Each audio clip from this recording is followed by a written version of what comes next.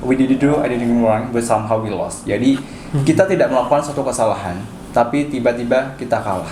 Jadi dalam hal ini walaupun kita tidak melakukan suatu tindakan sekalipun, itu pasti akan gagal. Iya, pastinya. Jadi karena menurut saya itu yang paling penting bukan hasil akhirnya tapi proses tumbuh dan bersama ketika di organisasi itu yang seperti apa. Iya. Oke, jadi ini salah satu yang nantinya akan menjawab juga. Bahwasanya pertama apakah nanti ada open recruitment lagi atau tidak. Ini pasti akan di open gitu ya.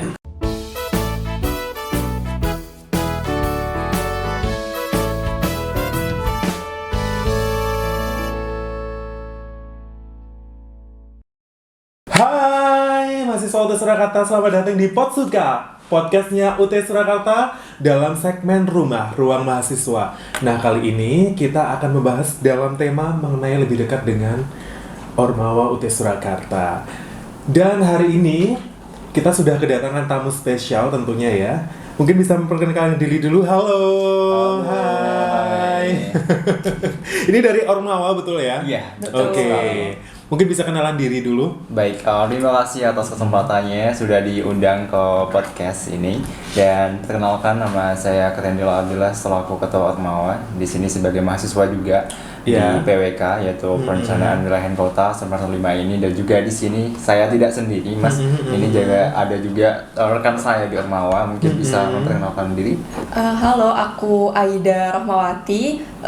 Saya di sini sebagai Kominfo-nya dari Ormawa, mahasiswa juga, Prodi Manajemen semester 5. Oke. Jadi Kak Candy sama Kak Aida ya? Iya. Dari PWK dan Manajemen. Ini selaku Ketua Ormawa, Kak Candy sendiri ya? Krendy ya? Krendy. Oke. Kemudian Kak Aida sebagai Kominfo Ormawa. Kominfo? Iya. Apa itu kepanjangannya Kominfo? Komunikasi dan informasi. Komunikasi informasi. Kayak seperti humas gitu ya mungkin ya? Atau beda? Media. Ke media ya? Lebih ke media gitu ya? Betul. Oke. Mungkin di sini kita akan membahas tentang keormawaan gitu ya. Yang seringkali ditanyakan oleh Camaba dan mungkin juga oleh mahasiswa itu tersendiri gitu. Oke. Mungkin bisa dijelaskan sendiri Ormawa itu apa sih? Oh ya, untuk Ormawa sendiri itu salah satu organisasi kemahasiswaan yang mungkin sudah diinisiasi. Untuk UT Surakarta sendiri kan mungkin teman-teman lebih kenal yaitu Himasuta ya. Nah, Himasuta ini nantinya itu bibitnya, embrionya menjadikan Ormawa itu sendiri gitu. Dan ini salah satu wadah untuk menggali minat bakat mahasiswa yang terutama di UT Surakarta ini. Dan sebagai baik itu di bidang akademik ataupun juga di bidang non akademik. Jadi pada prinsipnya ini oleh untuk mahasiswanya itu sendiri gitu. Ya, jadi memang Ormawa ini ada pastinya dalam mendukung kapabilitas teman-teman untuk mengimproving kapabilitas teman-teman khususnya di mahasiswa UT Surakarta nantinya. Oke, siap. Terus gimana nih kepengurusan Ormawa itu kayak gimana sih Mas? Iya. Salah satu hal yang mungkin sebelumnya ditanya teman-teman yang mungkin ingin gabung di Ormawa. Ini kan kami salah satu kepengurusan yang perdana gitu kan. Perdana yang sebelumnya mungkin diampu oleh teman-teman dari Himasuta. Sekarang kita mau switch ke Ormawa sendiri. Mungkin dalam hal ini perlu ada penyesuaian kembali dengan regulasi ataupun juga pedoman yang sudah ada gitu ya. Jadi kita di Ormawa sendiri itu ada dibagi menjadi dua, yaitu pengurus inti dan juga pengurus biasa. Yang dimana pengurus inti ini dibagi 5 lagi, yaitu ketua. Yang dimana nanti dipilih melalui musyawarah juga, melalui voting yang sebelumnya juga sudah dilakukan gitu ya, pemilihan paslonnya gitu. Dan yang kedua sekretaris, yang ketiga bendahara. Yang keempat nantinya ada koordinatornya, yaitu koordinator keilmuan UKM gitu kan. Sebelumnya UKM ini kan pasti diampu di Himasuta itu sendiri sebelumnya. Dan oleh karena itu kita punya tugas juga untuk UKM-nya, baik itu UKM yang sudah ada nantinya ataupun juga nanti juga perlu ada penyesuaian kembali. Dan nantinya juga bidang keilmuan. Dan bidang keilmuan ini mungkin salah satunya soal komunitas keilmuan yang sudah ada gitu. Jadi kita juga mengampu di situ. Dan nantinya untuk anggota biasa, jadi kita tidak hanya berdiri 5 orang aja gitu ya. Pastinya kita juga perlu adanya kontribusi ataupun juga teman-teman anggota biasa yang dimana nanti itu ngeplotting ataupun juga mengisi bagian divisi di bawahnya. Ini salah satunya Mbak Aida juga salah satu anggota yang di divisi Kominfo yang memang untuk tadi kan ada sekretaris, ada bendahara itu kan, ada koordinator UKM, koordinator keilmuan yang dimana sekretaris ini nanti mengampu divisi. Nah, divisinya sekretaris ini ada ini Kominfo sama si Humas. Gitu si Humas sendiri, dan kayak bendahara nanti ada Ekraf, ekonomi kreatif, dan juga untuk koordinator keilmuan nanti ada R&D dan juga Research and Development, dan juga untuk yang UKM nanti ada juga PMB. Jadi ada divisi-divisi di bawahnya untuk mendukung program kerja nantinya, agar nantinya juga kita bisa lebih mudah untuk mengaplikasikan atau merealisasikan apa sih tujuan kita, apa sih visi misi kita yang kita harapkan. Gitu. Jadi lumayan kompleks ya di bidang-bidang di Ormawa ini. Betul. Oke, tadi kan banyak banget nih bidang yang disebutkan nih Mas. Apa namanya? Apakah sudah pernah melakukan kegiatan nih per bidangnya? Oh iya, untuk saat ini kita kan awalnya itu kan tahun 2025 kita sudah diresmikan pada bulan Agustus 2025. Iya. Oh, berarti masih tergolong baru ya? Iya. Baru 17 Agustus. 17 Agustus. Tapi dalam hal ini kita sebelum peresmian pun juga sudah menginisiasi beberapa suatu program kegiatan baik itu saat kita pas Idul Fitri pun juga ada baksos gitu ya. Dan kita juga merumuskan suatu program kerja ini dalam 1 tahun ya pastinya 1 tahun, dan nantinya ada evaluasi penyelarasan kembali di tahun kedua, karena kita masa pengurusannya itu 2 tahun gitu. 2 tahun. Jadi ini salah 1 tahun ataupun juga 1 tahun yang sudah ini kan udah bulan Desember ya Mas, jadi sudah berjalan 1 tahun ini. Dan itu 2 tahun menurut saya mungkin juga ideal dalam suatu pengurusan organisasi. Pastinya nantinya dalam mengaplikasikan, merealisasikan dengan 2 tahun ini pasti lebih enak gitu ya dibandingkan nanti 1 tahun yang dimana teman-teman pastinya punya tujuan, visi misi ataupun juga arah indikator keberhasilan yang mungkin itu lebih banyak gitu ya. Gitu, oke. Berarti udah banyak banget nih ya Mas kegiatan dilakukan ya selama pembentukan Ormawa ini. Untuk anggotanya udah ada berapa sih Mas Mbak di Ormawa ini? Kira-kira berapa ya? 27 ya. 27 mahasiswa dari mahasiswa UT Surakarta sendiri ya. Oke. Ini nggak termasuk alumni ya Mas ya? Oh iya, beda ya. Alumni juga ada sendiri. Ada sendiri. Oke. Jadi ada sendiri ya guys ya untuk alumninya. Oke. Ini kan ada Mbak Aida Rahmawati sebagai Kominfo dari Ormawa sendiri ya Mbak. Ini saya ada pertanyaan, ini apa peran dan tanggung jawab divisi Kominfo di Ormawa ini Mbak? Kalau peran dan tanggung jawab sejauh ini di Kominfo itu ada 2 fokus ya. Yang pertama itu ada membangun citranya Ormawa, dan yang kedua itu tentunya sebagaimana namanya kita menyampaikan informasi yang dari organisasi mahasiswa itu sendiri yang akan disampaikan ke mahasiswa UT Surakarta secara global gitu. Jadi setiap info yang akan disampaikan dari Ormawa itu pasti lewatnya ke Kominfo dulu. Gitu. Terus ya mungkin sejauh ini Kominfo itu identiknya dengan ngedesain, upload, posting gitu aja. Tapi sebenarnya kan sejauh yang saya pegang ini, Kominfo itu perannya lebih dari itu. Jadi kita ini kayak membangun brandingnya Ormawa, image digitalnya Ormawa di kalangan mahasiswa UT Surakarta. Ibaratnya toko nih, Kominfo ini kayak displaynya gitu. Sebelum orang masuk, orang itu lihat kita dari sosial medianya. Betul, gitu. dari brandingnya gitu. Dari brandingnya, betul. Dan juga kita kan jadi jembatan kan, ibaratnya jembatan antara organisasi mahasiswa ini ke mahasiswa UT Surakartanya secara global. Jadi lebih dari sekedar desain dan upload sih. Berarti cukup kompleks juga nih ya. Cukup kompleks juga. Informasi yang telah ada itu dikasih dulu di Kominfo, disaring, diolah gitu ya sebelum kita publish gitu ya di media sosial gitu. Oke. Kemudian program kerja apa saja sih yang dilaksanakan di Kominfo itu? Nah, untuk sejauh ini program kerja itu kita bagi jadi 5 sejauh ini. Yang pertama itu ada social media management, kemudian ada juga dokumentasi kegiatan, ada juga penguatan branding Ormawa, kampanye promosi, dan yang terakhir itu ada website. Nah, buat yang social media management ini kita seperti yang tadi saya jabarkan itu terkait terkait distribusi informasi dari organisasi mahasiswa itu ke mahasiswanya kita olah dulu, kita olah biar bahasanya itu bisa diterima dan bisa menarik gitu, tapi intinya tetap tersampaikan gitu.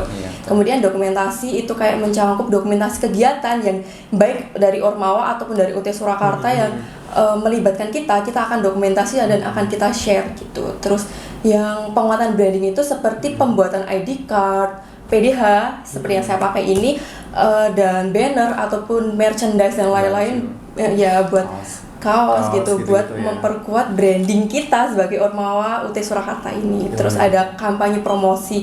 Itu kayak semisal nih akan ada kegiatan berlangsung, mungkin kita hamin 2 minggu sebelum kegiatan itu kita udah promosiin di kegiatan ini, mulai dari timeline pendaftaran, reminder pendaftaran ataupun penutupan pendaftarannya juga udah kita reminder lewat sosial media ini gitu. Dan yang terakhir kita rencananya kita akan ada website. Ini yang lagi ongoing sih.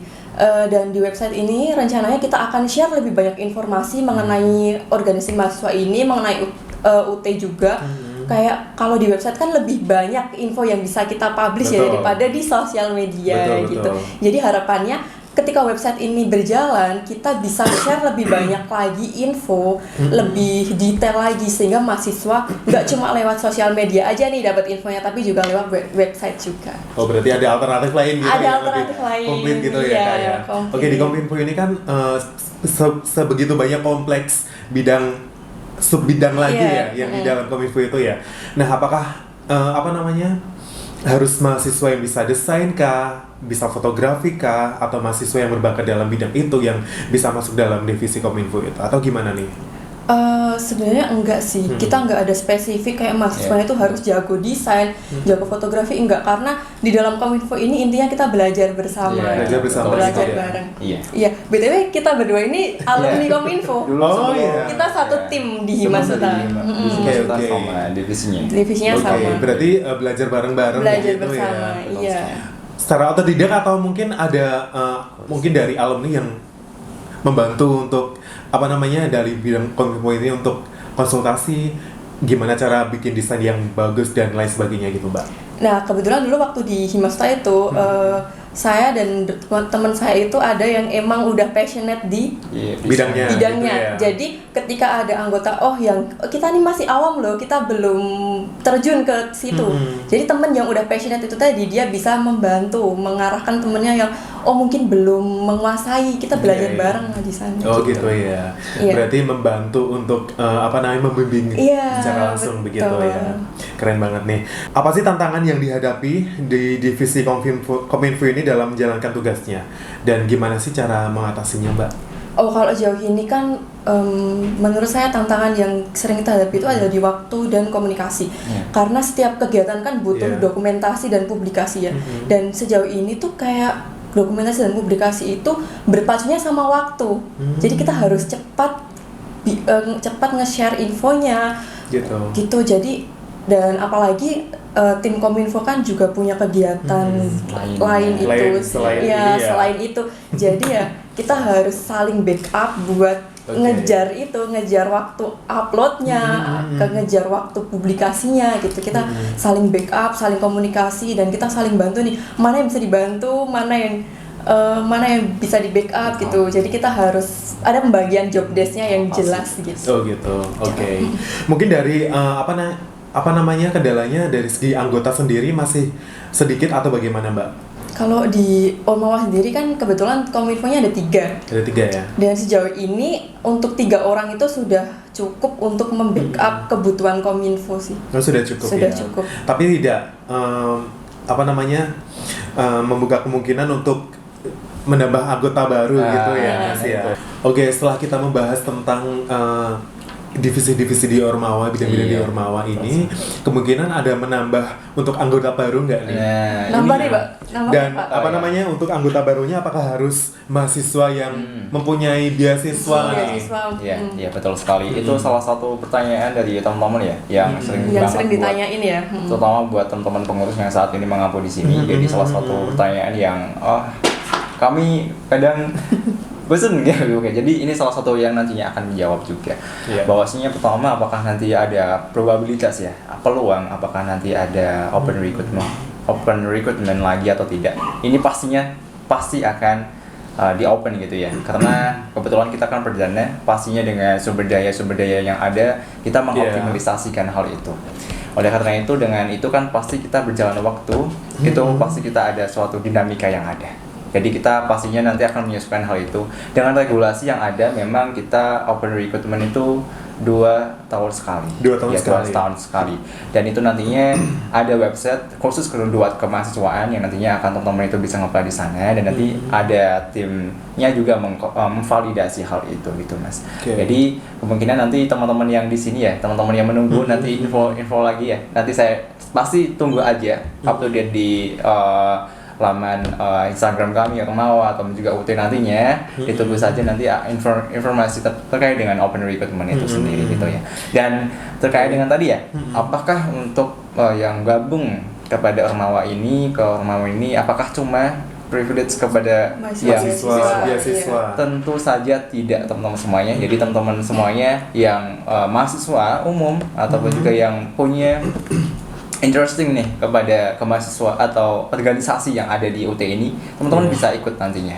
Jadi ini tidak hanya kita yang punya privilege di beasiswanya saja, tapi ini mencakup semuanya. Jadi ini salah satu hal yang memang harus ditekankan ya, ditekankan bahwasanya teman-teman punya opportunity, punya peluang buat ikut berkontribusi di sini juga.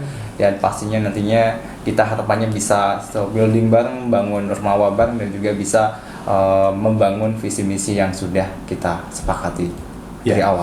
So jadi ini terbuka untuk semuanya ya, betul. Khususnya mahasiswa UT Surakarta. Tidak hanya untuk mahasiswa beasiswa, tetapi untuk mahasiswa umum pun juga bisa mengikuti. Oke.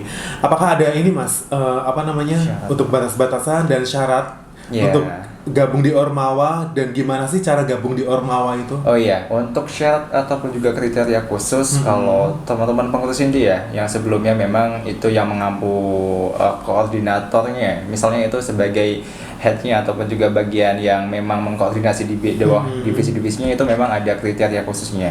Baik itu IPK-nya yaitu minimal 2,75 dan semesternya itu dari semester 2 sampai semester 6. Jadi memang di situ ada kriteria khususnya gitu Mas. Buat yang mengampu ketua, sekretaris, bendahara, koordinator soal keilmuan ataupun juga OKM, memang ada spesifikasi ataupun juga kriteria yang memang harus dipenuhi. Dan pastinya kita organisasi pasti menimbangkan ya soal teman-teman itu apakah menjalin hubungan anarkis atau tidaknya gitu ya, politikalnya bagaimana gitu kan, itu salah satu hal yang perlu ditekankan juga gitu.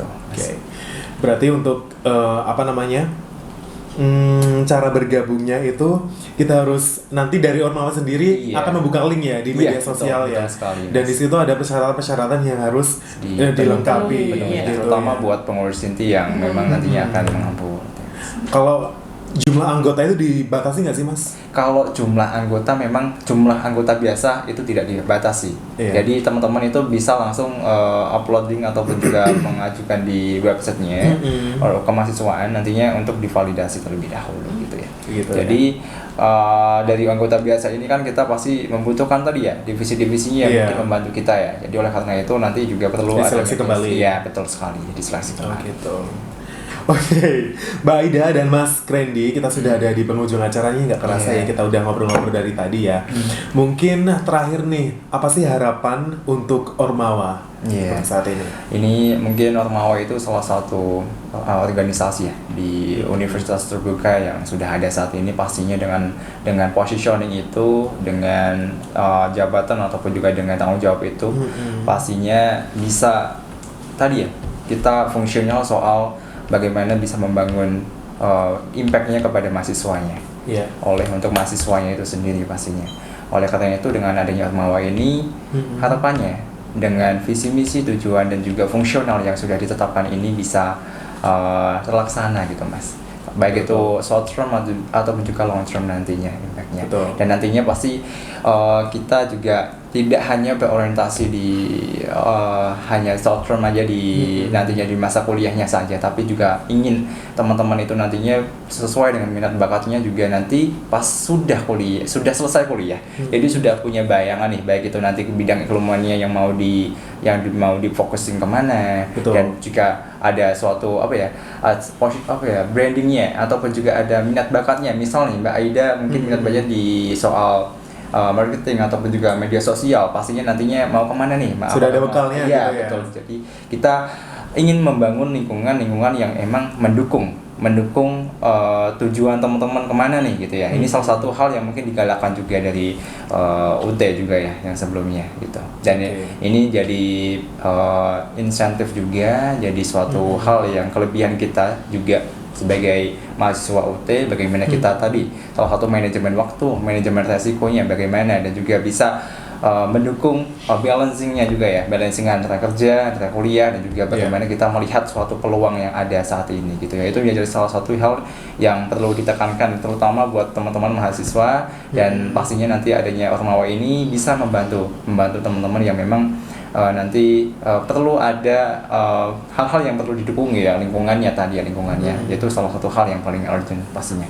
Mungkin dari saya itu teman-teman. Mungkin dari Mbak Aida. Kalau dari saya simpel aja sih, kayak saya ini pengen Ormawa ini kedepannya terus berkembang sehingga dia ini bisa menjadi ruang buat mahasiswa terkhususnya UT Surakarta, ruang untuk berkembang dalam segi hal apapun, entah itu soft skill, relasi, dan apapun itu tanpa terbatas gitu. Karena menurut saya itu yang paling penting bukan hasil akhirnya, tapi proses tumbuh dan bersama ketika di organisasi itu yang seperti apa. Iya. Betul sekali. Sepakat kata Mbak Ida tadi ya. Terutama buat mahasiswa itu kadang mau ada suatu opportunity, suatu kesempatan itu pasti ragu, apalagi takut salah kebanyakan. So, itu kan takut salah jadi tembok bagi kita bahwasanya buat ngambil suatu decision atau juga keputusan gitu kan ya.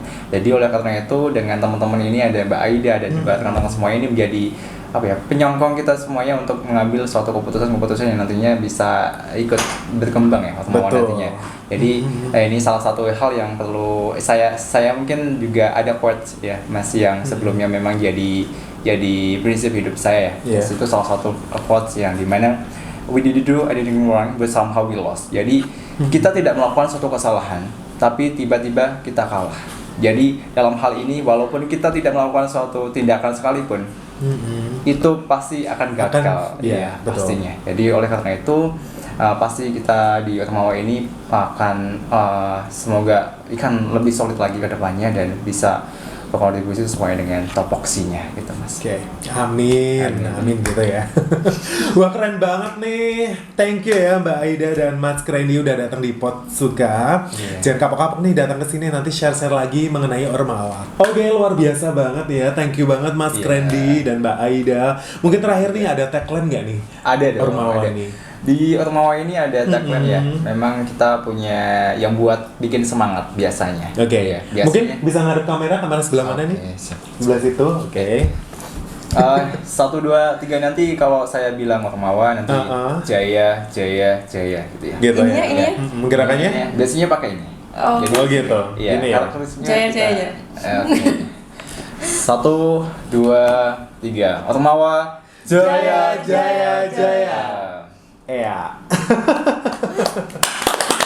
Thank you Mas Randy, Mbak Aida. Jangan kapok-kapok ya datang di Potsuka. Nanti kita akan membahas lagi lebih jauh di Ormawa selanjutnya. Baik, terima kasih banyak sudah mengundang kami Mas. Thank you, jangan kapok-kapok pokoknya. Dan buat teman-teman mahasiswa UT Surakarta jangan lupa follow IG-nya Ormawa ya di bawah ini.